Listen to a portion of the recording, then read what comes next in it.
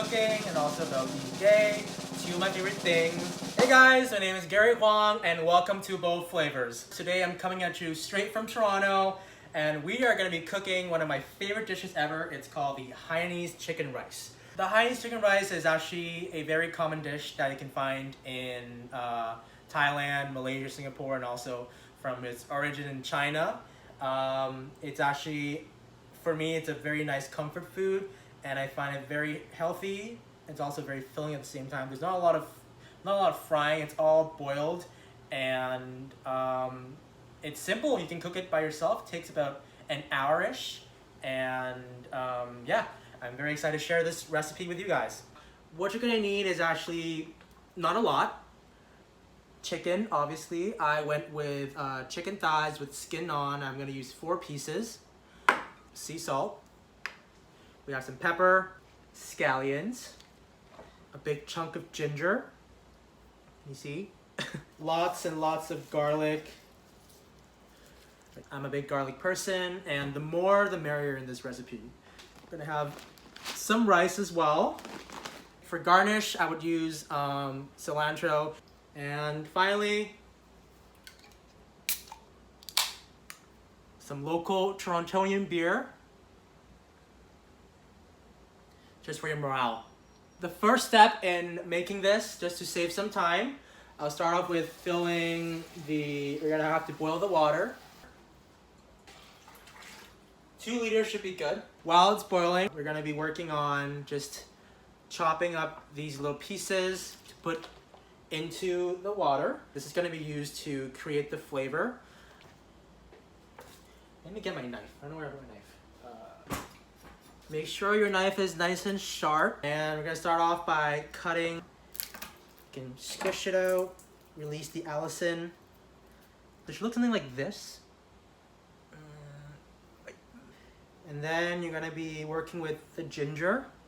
I personally wouldn't use the entire thing. I'd probably take like just these 2 guys. And then this you can keep for, you know, whenever you need ginger. Coarsely chop them.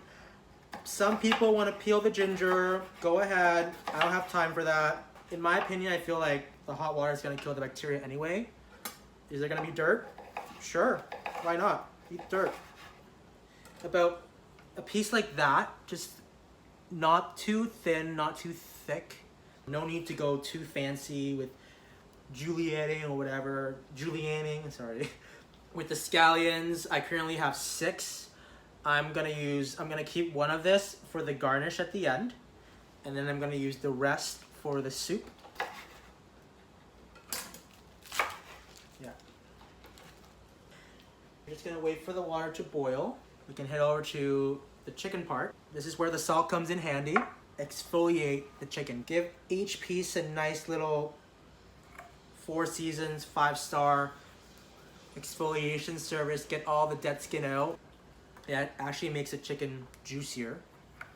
And to be honest, with skin or without skin doesn't really matter. Oh, and also keep the bones in there. The bones, the chicken bones actually is where all the juiciness is coming from.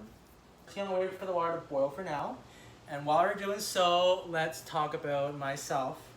My favorite topic in the world. When I was 15, I think, was when I realized that I was gay myself.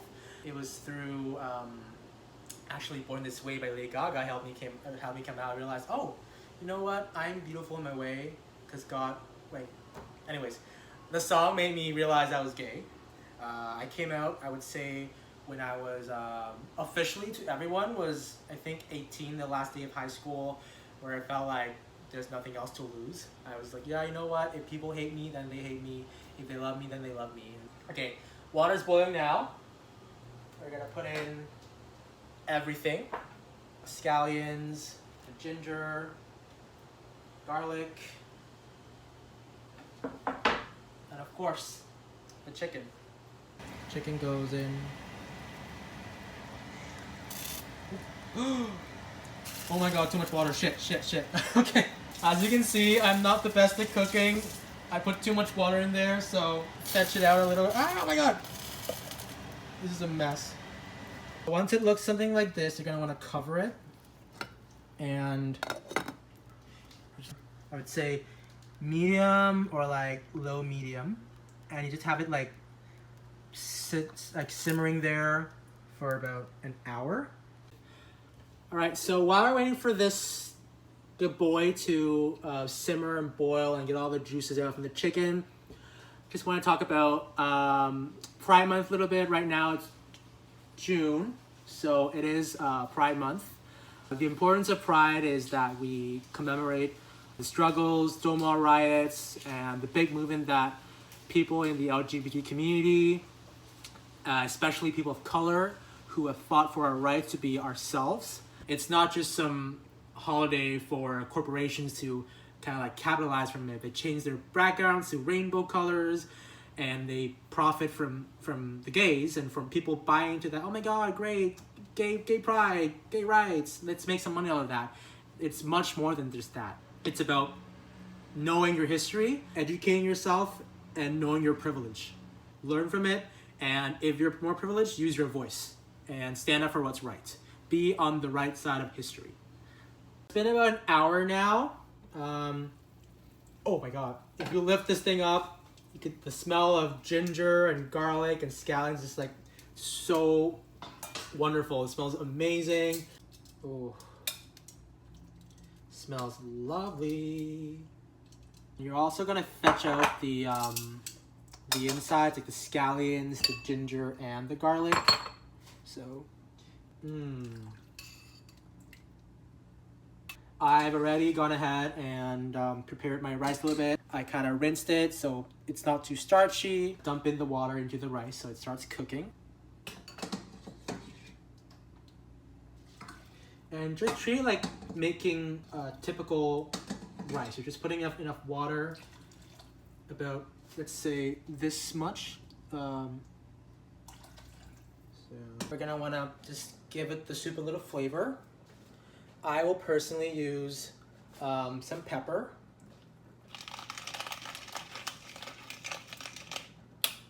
And also some salt.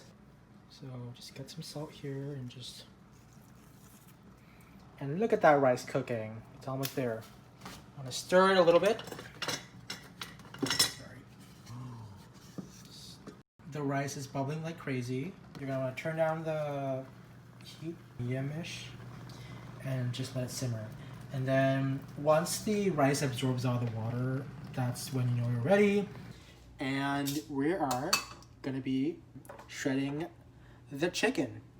Still would be a little bit hot, so be careful. I usually use a fork and a knife and just kind of just like, you're gonna wanna take the bone out.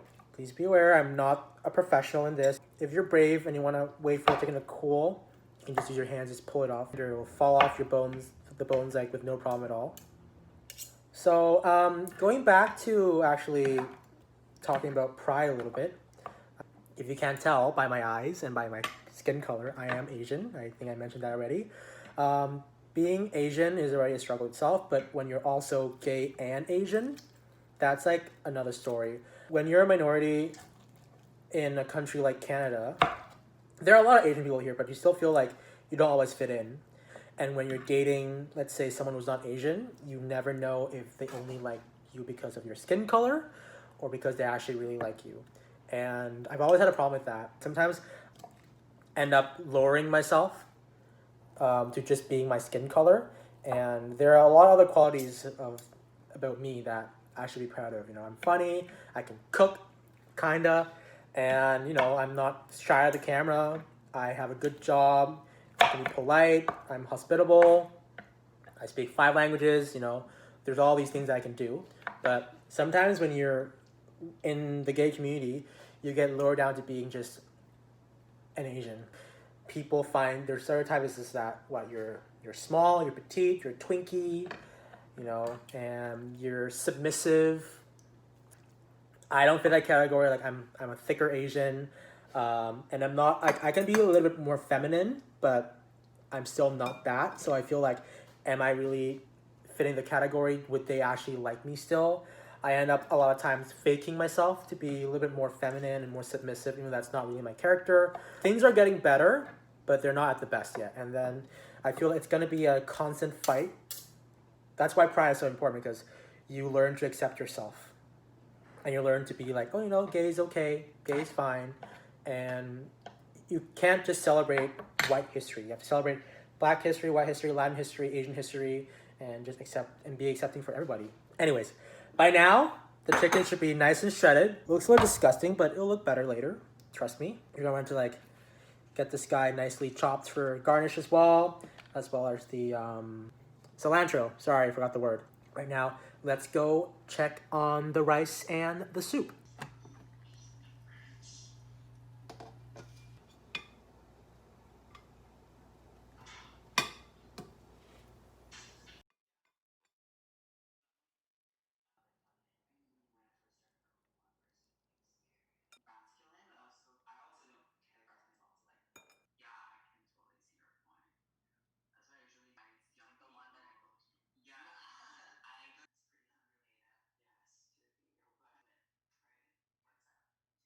Worked really hard today. I'm sweating, I'm tired, but here we finally made it. The delicious Hainanese chicken rice, delicious the soup, you know, the boiled chicken with the rice that's flavored with all the chicken juice. I recommend eating this with sweet chili sauce, sweet soy sauce as well. It's regular soy sauce with some chili. Just leave it in there and just drills it all over the rice and it'll be amazing. Let's do a taste test. The most important part, drizzle it like that. Get a very equal amount of rice and chicken, also some cilantro.